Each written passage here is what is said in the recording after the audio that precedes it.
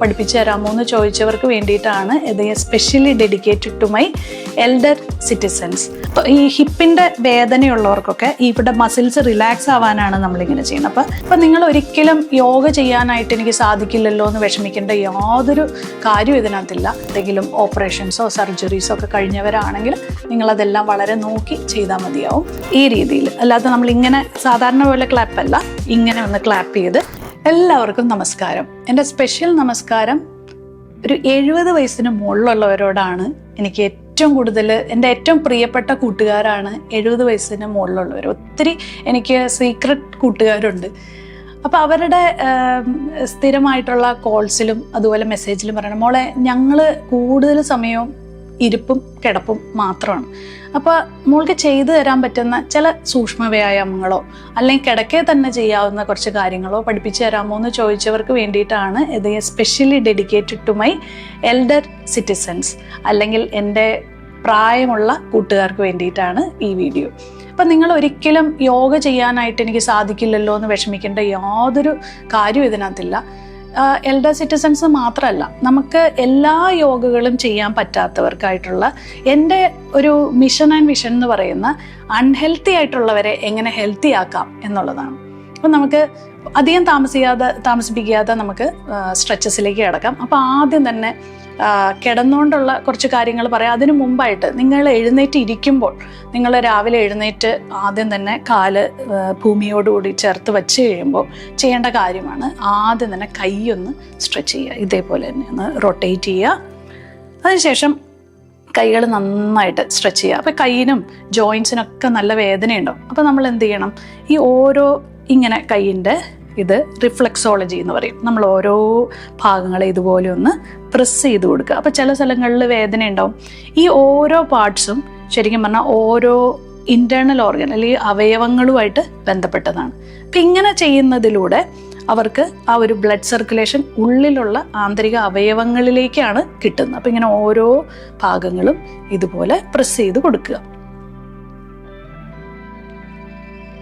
ഓരോ സ്ഥലങ്ങളിൽ ഇപ്പോൾ ഈവൻ എനിക്ക് ചെയ്യുമ്പോൾ തന്നെ എൻ്റെ ഈ ഒരു ഭാഗത്തായിട്ട് എനിക്ക് വേദന എടുക്കുന്നത്. അപ്പോൾ നമ്മളിങ്ങനെ ഒന്ന് ഒബ്സർവ് ചെയ്യുക, ഏത് ഭാഗത്താണ് എനിക്ക് വേദന വരുന്നത് എന്നുള്ളതൊക്കെ ഒന്ന് ശ്രദ്ധിക്കുക. അതിനുശേഷം നമ്മൾ എന്ത് ചെയ്യണം, നന്നായിട്ട് ക്ലാപ്പ് ചെയ്യണം. കണ്ടോ, ഇതേപോലെ തന്നെ ഈ രീതിയിൽ, അല്ലാതെ നമ്മളിങ്ങനെ സാധാരണ പോലെ ക്ലാപ്പല്ല, ഇങ്ങനെ ഒന്ന് ക്ലാപ്പ് ചെയ്ത് നമ്മുടെ ബ്ലഡ് സർക്കുലേഷൻ ഒന്ന് ഇമ്പ്രൂവ് ചെയ്യണം.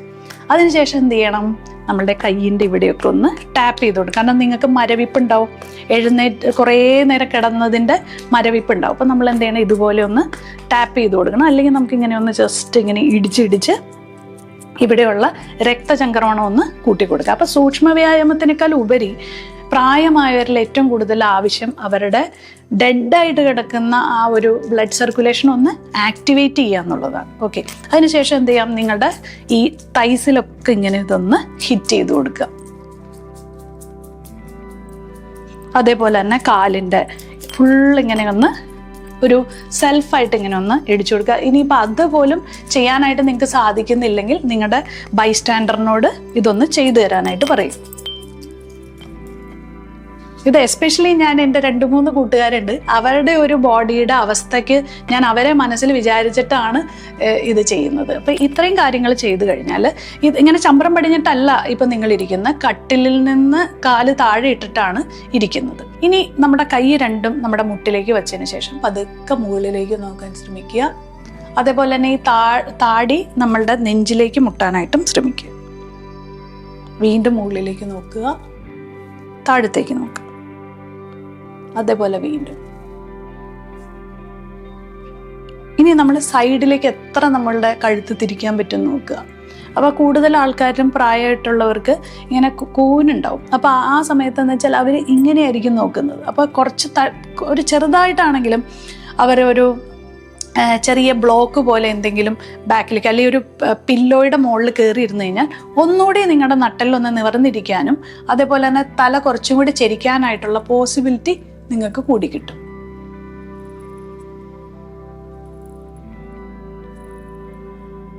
രണ്ട് വശത്തേക്കും മൂന്ന് തവണ ഒന്ന് അങ്ങോട്ടും ഇങ്ങോട്ടും തിരിഞ്ഞു നോക്കുക. പിന്നെ എന്ത് ചെയ്യണം, നിങ്ങളുടെ റേഞ്ച് ഓഫ് മോഷൻ, അതായത് നിങ്ങളുടെ കഴുത്തിൻ്റെ റേഞ്ച് പോയിരിക്കണം. അപ്പോൾ നമ്മൾ എന്ത് ചെയ്യണം, അത് സ്റ്റിഫായിട്ടിരിക്കുന്നതുകൊണ്ടാണ് അത് ചെയ്യാനായിട്ട് സാധിക്കാത്തത്. അപ്പോൾ അതൊക്കെ നമ്മൾ ബാക്കിലേക്ക് ഇങ്ങനെ ഒന്ന് തിരിഞ്ഞു നോക്കുക.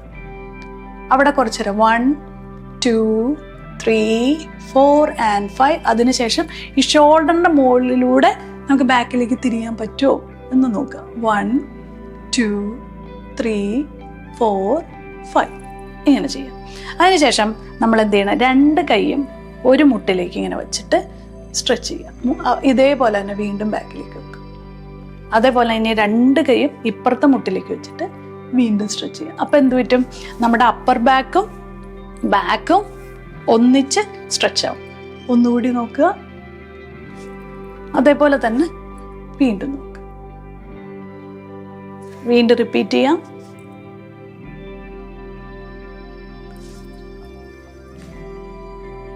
ഇപ്പം നമ്മൾ ഏകദേശം തല തൊട്ട് ഒരു ചെറുതായിട്ട് നമ്മളുടെ അപ്പർ ബോഡിയെ നമ്മൾ നന്നായിട്ട് സ്ട്രെച്ച് ചെയ്തിട്ടുണ്ട്. ഇത്രയും സ്ട്രെച്ച് ചെയ്യുമ്പോൾ തന്നെ നിങ്ങളുടെ ഇത്രയും ഭാഗത്തുള്ള ബ്ലഡ് സർക്കുലേഷൻ നന്നായിട്ട് കൂടിയിട്ടുണ്ടാവും. വീണ്ടും നമ്മൾ ഇതുപോലെയുള്ള ഫിംഗർ സ്ട്രെച്ചസ് ചെയ്യുക. അതിനുശേഷം ഇനി നമുക്ക് എന്ത് ചെയ്യാം, കിടന്നുകൊണ്ടുള്ള ഇത് ചെയ്യാം. കാരണം കൂടുതൽ സമയം കിടപ്പായിട്ടുള്ളവർക്ക് വേണ്ടിയിട്ടാണ് ഈ ഒരു സ്പെഷ്യലായിട്ട് ഈ സീരീസ് എടുക്കുന്നത്.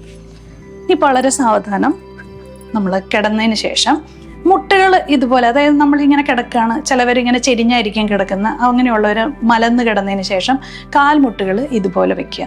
അതിനുശേഷം നിങ്ങളുടെ കയ്യ് 2 സൈഡിലേക്ക് പതുക്കെ നമ്മുടെ അരക്കെട്ട് ചെറുതായിട്ടൊന്ന് പൊക്കാനായിട്ട് സാധിക്കുമെന്ന് നോക്കുക. തിരിച്ച് അതേ പൊസിഷനിലേക്ക് വരിക. വീണ്ടും വളരെ ചെറുതായിട്ട് ഒന്ന് ഭൂമിയിൽ നിന്ന് അല്ലെങ്കിൽ കട്ടിലിൽ നിന്ന് ലിഫ്റ്റ് ചെയ്യുക എന്നുള്ളത് മാത്രമാണ് അവിടെ നോക്കേണ്ടത്. ശേഷം വളരെ സാവധാനം തിരിച്ചു വരിക. ഒന്നുകൂടി.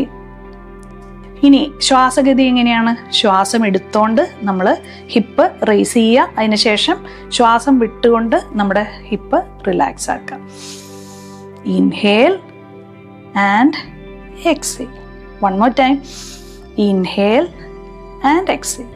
ഇനി കാലുകൾ നന്നായിട്ട് സ്ട്രെച്ച് ചെയ്ത് വെക്കുക. അതിനുശേഷം എന്ത് ചെയ്യണം, നമ്മുടെ 2 കാലും 2 വശത്തേക്കായിട്ട് നമ്മളിങ്ങനെ സ്ട്രെച്ച് ചെയ്ത് വെക്കുക. അപ്പോൾ ഇത് ഈ ഹിപ്പിൻ്റെ വേദനയുള്ളവർക്കൊക്കെ ഇവിടെ മസിൽസ് റിലാക്സ് ആവാനാണ് നമ്മളിങ്ങനെ ചെയ്യുന്നത്. അപ്പോൾ ഔട്ട് ഇൻ, അതായത് നമ്മുടെ കാലുകൾ 2 വശത്തേക്കും ഔട്ട് സൈഡ് ചെയ്യുക, ഇൻസൈഡ് ചെയ്യുക, വീണ്ടും ഔട്ട് സൈഡ് ചെയ്യുക, ഇൻസൈഡ് ചെയ്യുക, ഔട്ട് ഇൻ,